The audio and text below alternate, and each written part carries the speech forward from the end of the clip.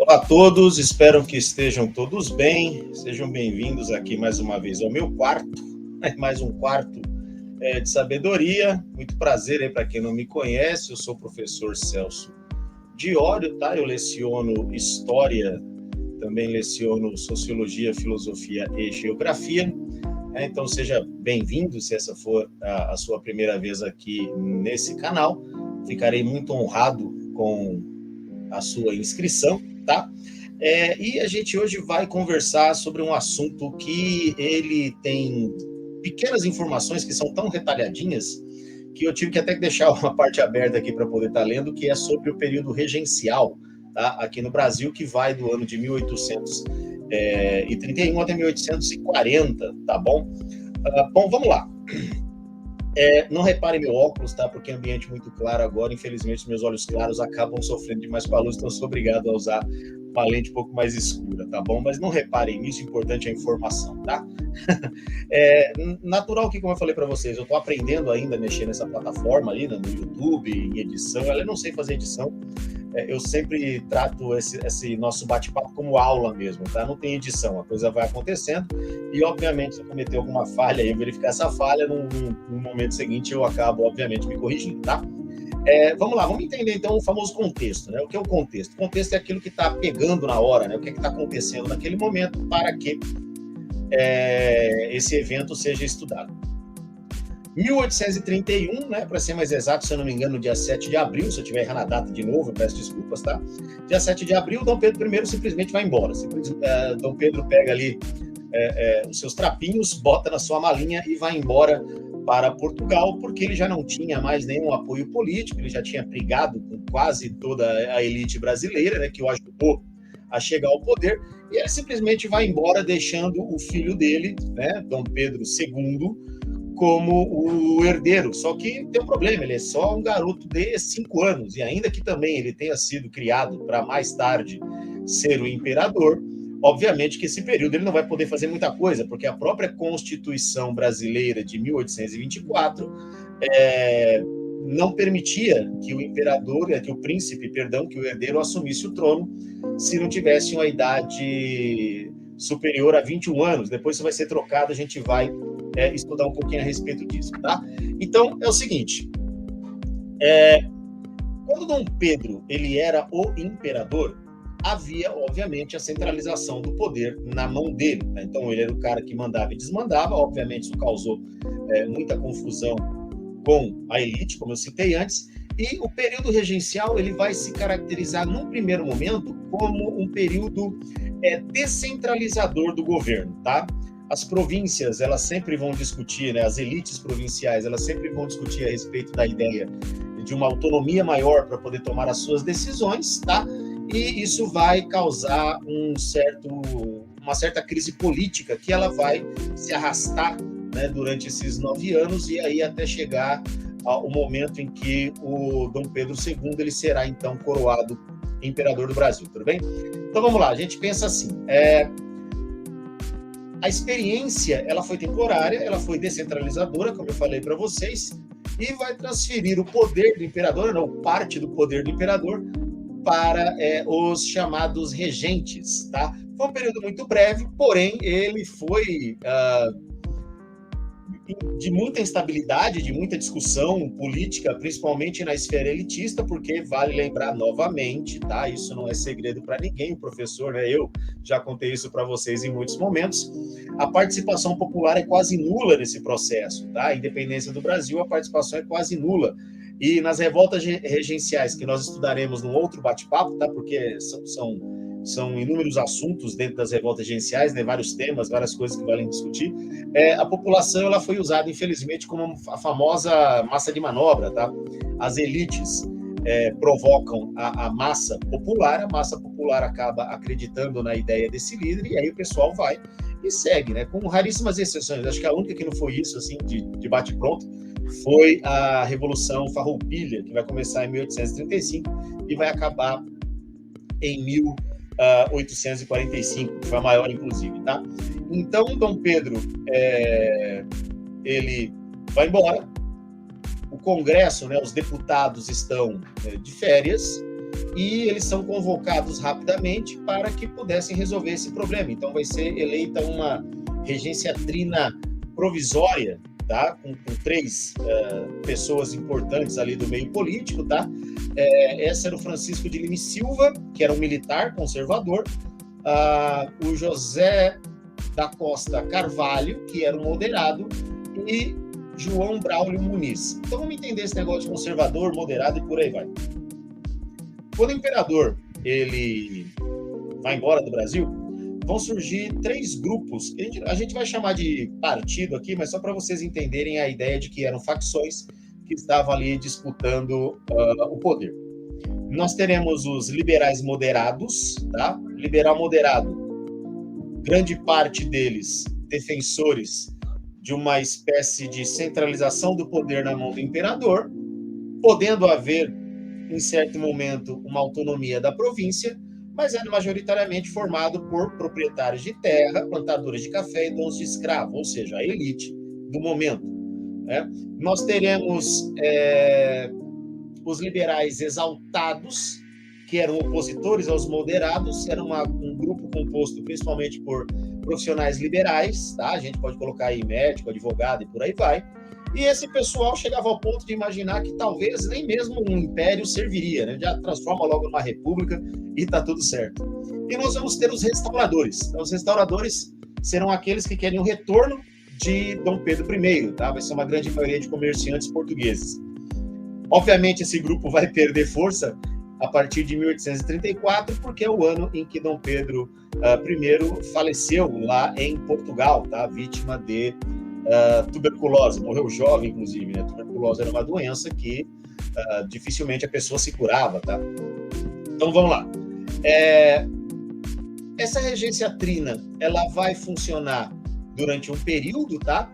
Essa regência trina provisória vai funcionar durante um período, e a partir daí, né, do funcionamento dela, daquela ideia de tentar acalmar os ânimos, né, vai ter uma briga entre eles, né? Os ânimos do meio político, eles vão continuar muito acirrados por conta do problema da governabilidade, né? O que é isso? Não estão conseguindo governar o Brasil, justamente porque as províncias estão começando a ficar muito preocupadas com esse negócio, tá? E restauradores e moderados estavam aí brigando nesse sentido, tá? Como eu falei, em 34, os restauradores vão deixar de existir. O que vai fazer com que seja criada a Guarda Nacional, né, em 1831, tá? Criada pelo então ministro da Justiça, o padre Diogo Feijó, beleza? Então vamos entender esse processo aí, tá? Vamos falar do caso da Guarda Nacional. O que foi a Guarda Nacional, tá? O Exército, ele tem como prioridade proteger as fronteiras do território contra ataques externos. E naquele período, por conta de muitas instabilidades, o Exército não tinha efetivo suficiente para poder conter qualquer tipo de manifestação que houvesse que fosse necessário pegarem armas para isso, tá? Até porque grande parte das elites, eles conseguiam aí, vamos dizer, armamento para poder dar continuidade a esse processo revolucionário deles lá. Então, nas revoltas regenciais, isso será uma máxima no nosso estudo. A Guarda Nacional, então, ela vai ser criada pelo ministro da Justiça, né, o padre Diogo Feijó, e será o seguinte: homens entre 21 e 60 anos, tá, que possuem renda mínima para serem eleitores, tá? Vai haver uma mudança aí na renda mínima para o eleitorado, né, que vai ser alterada para 100 mil réis anuais, justamente para ter uma quantidade maior de gente participando, para que houvesse uma legitimidade maior desse processo eleitoral, ainda que eram pouquíssimas as pessoas que participavam. Mas, grosso modo, eu explico para o pessoal que estuda comigo, né, na escola, os meus alunos e pessoas com quem eu acabo conversando a respeito do tema, que foi mais ou menos assim, né? O pessoal do Exército chegou lá na fazenda do cara, né, do grande proprietário, do dono de escravos, que tinha um monte de funcionário a serviço dele, e ele falou assim: ó, a partir de agora eu tô te dando a patente de capitão, tá? Eu tô te dando o posto de coronel, perdão. Eu tô te dando o posto de coronel. E a partir daí você pode atoque as armas, pegue os seus funcionários e distribua aí os postos e graduações, né? Escolha os seus sargentos, os seus capitães, os seus alferes e vai para lá. Então, vamos perceber o seguinte: o fazendeiro, ele já tinha um poder político, né? Haja vista, ele se envolvia nas questões políticas, porque ele era parte da elite. Ele já tinha um poder econômico, porque ele era também parte da riqueza que o Brasil conseguia com a exploração do trabalho escravizado e, obviamente, com o plantio e a venda do café. Agora ele vai ter o poder das armas também, tá? Ele vai ter o poder das armas. E mais para frente vai ser criado também o Código de Processo Criminal, tá? Também aí com o ministro Diogo Feijó fazendo aí às vezes.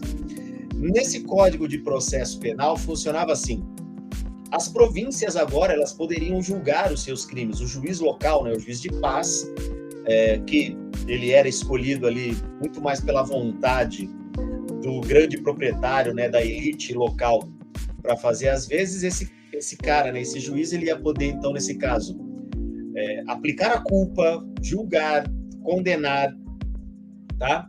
E, obviamente, esse cara estaria a serviço do grande proprietário. Então, agora, vamos lá, o grande proprietário tem poder político, poder econômico, poder das armas e o poder legal, ou seja, né, não tem as coisas que ele acaba fazendo terão aval da legislação, justamente porque vai ser dado esse processo a ele. Por isso que eu comentei com muitas pessoas, e talvez alguns não entendam, acham até que eu estou exagerando quando eu falo isso, de que as elites elas conseguiram criar um cenário onde elas pudessem fazer tudo aquilo que poderia ser feito para a manutenção deles no poder. Eu não estou falando de nada desonesto, eu não estou falando de nada criminoso, eu não estou falando de nada ilegal, eu estou falando de criar um arcabouço legal, criaram regras, criaram normas, criaram um ambiente político que favoreceu a manutenção da elite no poder, tá?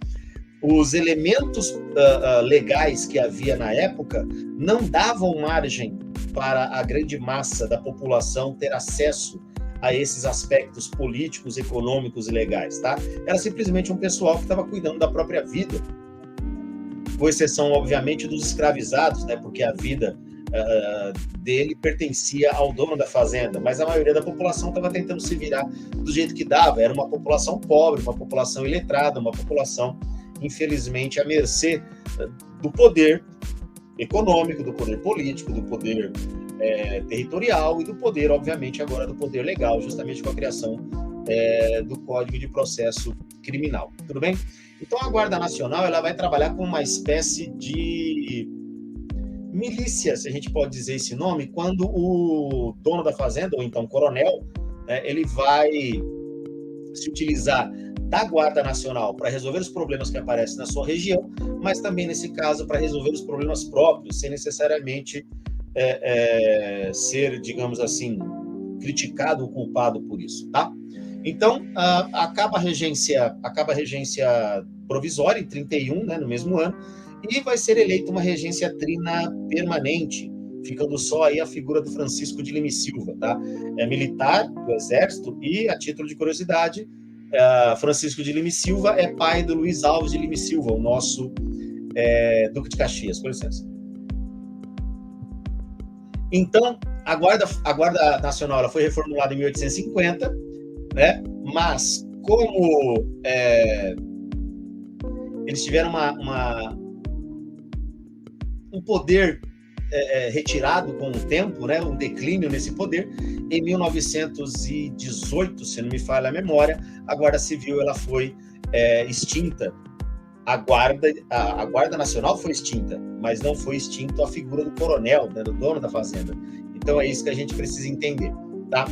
Então, com a regência trina permanente atuando, em 1834 vai ser criado o Ato Adicional, tá? Que tem esse nome, Ato Adicional de 1834, que vai fazer uma alteração na Constituição, justamente para tentar fazer com que as províncias não ficassem tão revoltadas, tá? E que desse um caráter um pouco mais descentralizador e um pouco mais de autonomia para essas províncias. Então, a primeira coisa que vai acontecer o poder moderador, que já havia sido suspenso, vai se manter suspenso, vai ser extinto o Conselho de Estado, porque, querendo ou não, o Conselho de Estado só funcionaria, né, o Conselho de Estado e o Poder Moderador só funcionariam com a presença de um imperador, né, o Brasil ainda não tinha, tá? Serão criadas assembleias legislativas em cada província, tá? E essas assembleias legislativas poderiam, obviamente, criar leis e os presidentes das províncias teriam, então, o poder, nesse caso, da administração do local, obviamente, da arrecadação dos impostos também, e como ele aplicaria esses impostos. Então, já é um sinal, obviamente, de clara descentralização. Alguns até falavam na ideia do federalismo, tá? O federalismo, para quem não sabe, é como se cada estado, né, ou cada unidade da federação, como é o nosso caso aqui hoje, né, a partir do Brasil República, tá? Que cada unidade de federação, cada estado, tivesse o poder de criar as próprias leis, de administrar o seu estado a partir dessas leis, mas que nenhuma dessas leis elas pudessem estar acima da Constituição, tá? Isso é o que a gente chama de federalismo. Cada unidade da federação forma a União. Então, a União é o país, a União seria o Estado como a gente conhece, assim, o Estado-nação, o Estado-Brasil, tá? E a gente pegou isso, a gente imitou dos Estados Unidos, tá? Obviamente, quando a nossa Constituição ela foi feita, havia a ideia da federação, que era justamente imitando a Constituição dos Estados Unidos, tá?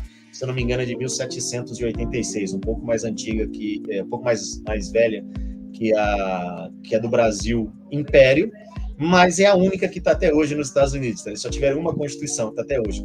Nós já tivemos várias. Tá? A Constituição é uma espécie de manual de instruções, ou seja, como é que o Brasil funciona. Quem quiser saber como é que o Brasil funciona, pega a Constituição e dá uma lida, tá? Recomendo a leitura, inclusive, tá bom? Não precisa decorar, tá? Basta você pegar para pesquisa. Ninguém é obrigado a decorar a Constituição, tudo bem? Então, o ato adicional vai favorecer isso aí. E à medida que isso vai se alterando, né? Vamos lá. Essa alteração foi a seguinte, né? No caso das eleições também, a gente teve alteração na eleição. Agora, homens maiores de 25 poderiam votar e esses homens tinham que ter uma renda superior a 100 mil réis, por ano. Então, 100 mil réis, a gente pode dizer que seria o nosso classe média alta hoje, né? A pessoa que até vive relativamente bem, né? Lembra que eu falei? 400 mil o nosso milionário, 800 mil o nosso bilionário de hoje, tá?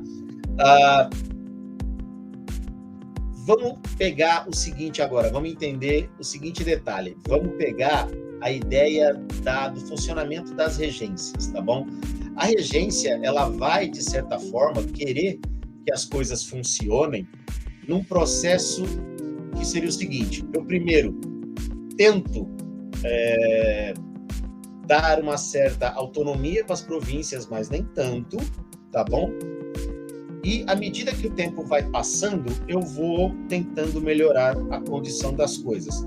Tanto é que o próprio o ato adicional de 34, ele vai fazer com que a regência trina permanente ela deixe de existir, passando a ter uma regência una, tá? O nosso primeiro regente uno, né, único, foi o Diogo Feijó, tá?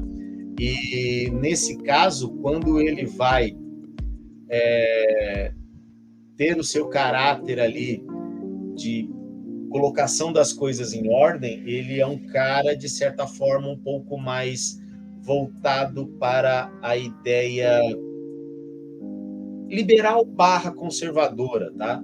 Ele entende essa ideia do propósito de ter um Brasil que cada um saiba cuidar de si, mas ele também tinha o receio de que pudesse acontecer eventos muito piores do que o que estava acontecendo naquele momento. A estabilidade política ela era muito complicada, tá? O nosso segundo regente, o último, né, para falar a verdade, foi o Pedro de Araújo Lima, tá? Ele se autoproclama regente em 37, né, por conta justamente do caos que acontecia na política, e ele vai ter um caráter muito mais centralizador. Então, o pessoal liberal começou a fazer o seguinte: peraí, vamos então resolver esse problema. Ninguém quer briga no Brasil, ninguém quer que a governabilidade seja colocada em xeque. Ninguém quer revoltas, porque senão seria impossível fazer o Brasil funcionar, seria impossível a manutenção de um poder que garantisse a chegada ao trono de Dom Pedro, né, do príncipe herdeiro. Então, o pessoal liberal, tá? Lembra? Autonomia da província. Os liberais, eles vão querer fazer o seguinte: eles vão promover a ideia de reduzir a maioridade do imperador. Então, na Constituição era 21, no ato adicional baixou para 18, e agora eles queriam abaixar cada vez mais.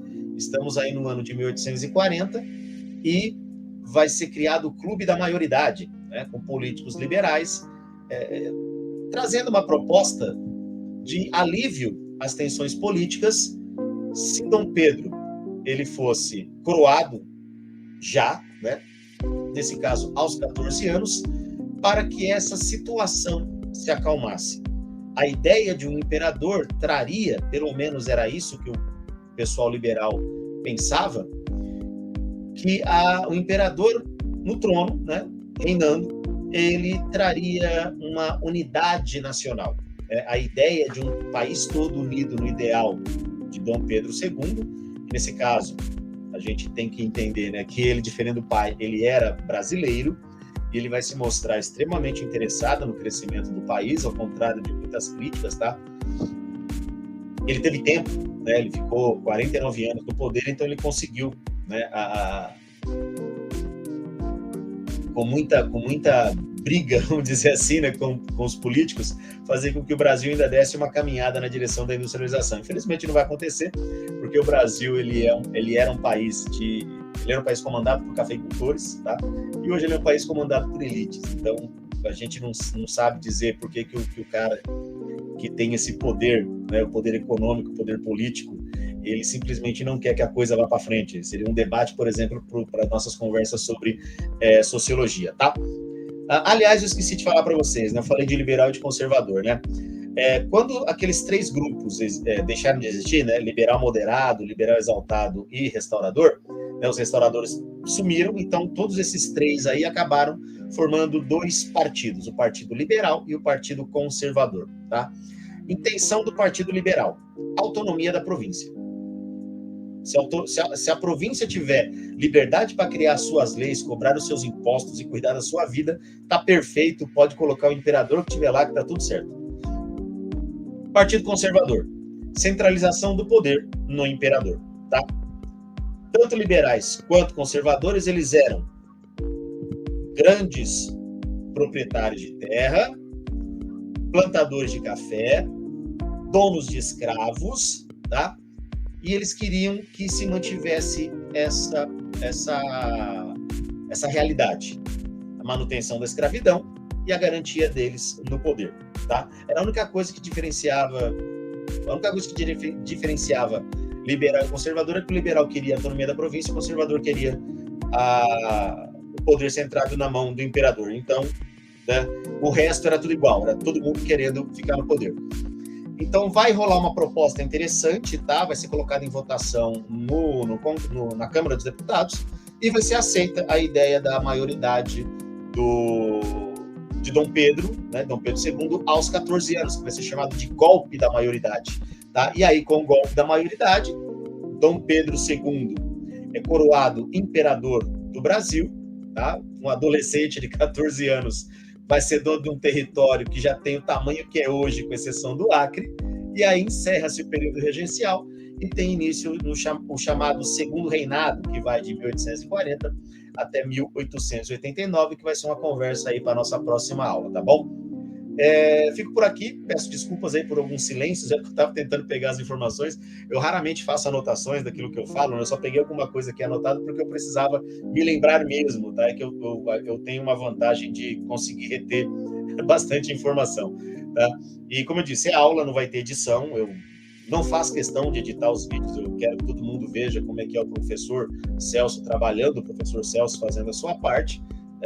Obviamente, não tem como fazer muita festa, muita bagunça aqui, porque senão você acaba não prestando atenção na aula, tá? Acaba prestando mais atenção nas piadas que eu acabo fazendo. Piada a gente deixa para depois, tudo bem, eu tento ser um professor divertido para os alunos que se interessem em aprender se divertindo. Tá? Aqueles que não se interessam, eu tento ajudá-los de outra forma, sem problema nenhum, tá? Fica aqui o meu agradecimento, tá? Você que me deu o prazer da companhia aí nesses 25 minutos de conversa, tá? Caso você não seja inscrito, considere se inscrever no meu canal, ficarei extremamente grato e honrado, tá bom? Deixe o seu like, né? Compartilhe o vídeo, vamos aí espalhar a palavra do conhecimento, porque isso é o mais importante, tá bom? No mais, me despeço de todos. Próximo tema nosso, segundo reinado, tá? Então fique aí preparado. Provavelmente eu colocaria ainda para essa semana sobre o segundo reinado. Eu tenho alguns afazeres aí do meu mestrado, né? Eu estou mestrando em educação e eu tenho mais prova do que as provas que eu aplico para os meus alunos. Então é um negócio muito complicado. Mas eu espero que dê tudo certo. No mais, fica aí meu forte abraço, meu agradecimento. Tudo de bom. Com licença.